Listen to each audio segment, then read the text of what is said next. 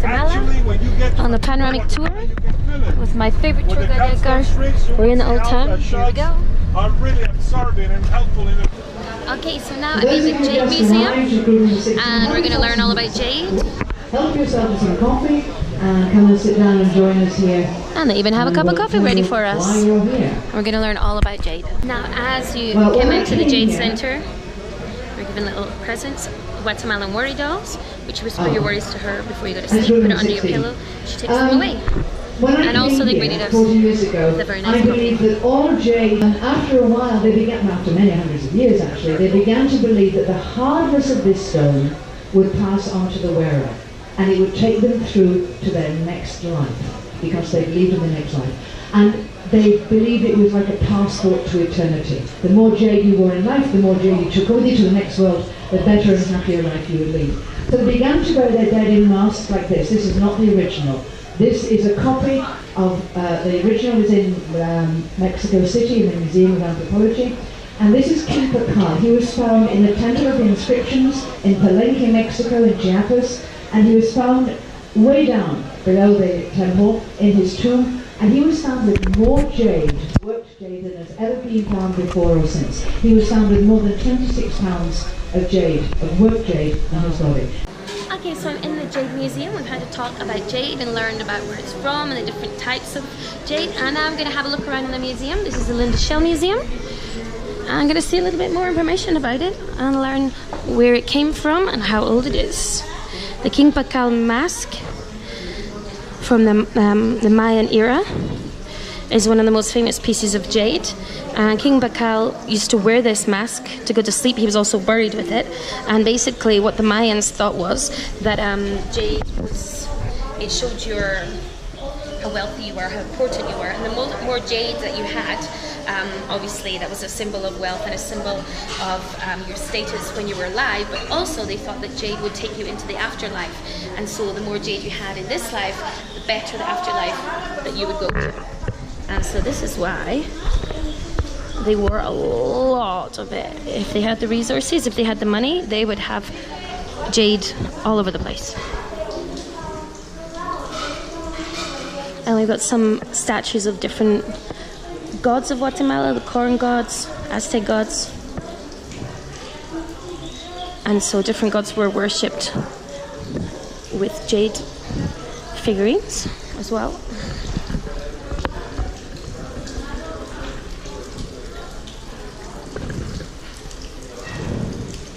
And there's offerings, carvings that we use as offerings to the gods.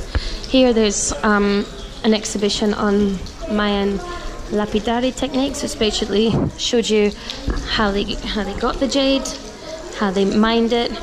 You can see the different colors of it. It doesn't have to be the bright royal emerald green. It can be pale all the way to black with different shades in between. And it was an important part in royal life. And we can see a timeline of the different civilizations here, from the Izapas, Olmecas, Teotihuacan, the Mixtecas, and the Aztecs. And there's a Maya Cosmology Museum. It's pretty dark. And there's information here about the stars and how the Mayans would get information for them and how they would worship the moon and the stars and how everything was linked. Okay, we're in the Jade Museum and me and Edgar are having some lunch. And we're having some we're having some vegetable soup and some chicken and some frescos, which is a nice local juice. So the Jade Museum is lovely. We've got a nice garden outside here. Factories over here. And we've got the showroom. And they have a lot of beautiful pieces, and this is where you can buy a little piece of jade if you like. They've got a lot of jewelry. Wow. A lot of gorgeous pieces. There's rings, necklaces. Pretty much anything that you could like made of jade. You can find it here. Guatemala. So most of the people is bringing their textiles, their pieces of and handmade things around and start offering in the streets to the people. This is not going on during the weekdays. During the weekdays, they're inside of the place that is behind them. If you look at the wall, can you hear me at the back? You don't need me to use the microphone, no? Okay. If you look at the wall, you will see the rocks, you will see the bricks, and you will see the. Give me a second. Adobe. That is what it's holding the structure. So the adobe and the finish of the wall was the stucco. So most of the times the places were colored white or have this appearance that it's stucco. Here's one of the most beautiful churches in Guatemala. Statues, okay. About what? About a guy in Antigua, because behind we have the water volcano that is actually what destroyed the city, the first city of Santiago. And here we've got a convent from the destruction of the earthquake of Santa Marta destroyed the place. Look at the facade of this church. Rather simple, right? Sober. We will call it today minimalist, right? Well, who are the nuns of Our Lady del Pilar de Zaragoza Church? These nuns are also known as Capuchinas. Who are Capuchinas? Capuchinas are the female order of the Franciscans. Franciscans religious order make poverty homes. So they're not going to put a lot of decoration because for them it's kind of vanity. So we've got the sirens here and the bad mermaids. Okay, so we're now in the plaza of Antigua. This is the main square. Got the church here, we've got the main center part, we've got little markets around, we've got the beautiful fountain,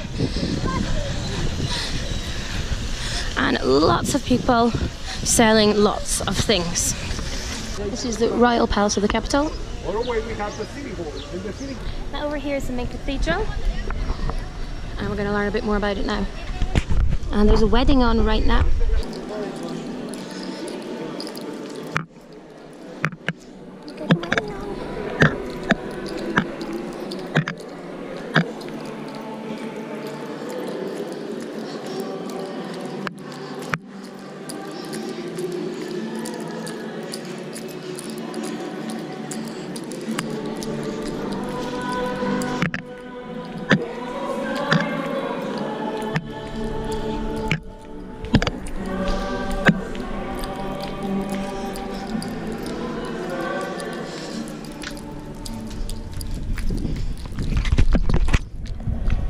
Guatemalan wedding. So we're about to get on the bus and head out of Antigua. I just wanted to point out another ruined church here. It's very pretty. Now in Antigua, in the old town itself, there's over 40 churches, which is a lot for the size of the place, and most of them are Catholic. Although 57% of the population of Guatemala are Catholic now, but in the laws of the country, in Article 113, it states that people can be any religion they like, and there's quite a diverse amount of religions nowadays, but Catholicism is still the prevalent one. So this is the first city of Santiago, right beneath the volcano. Now,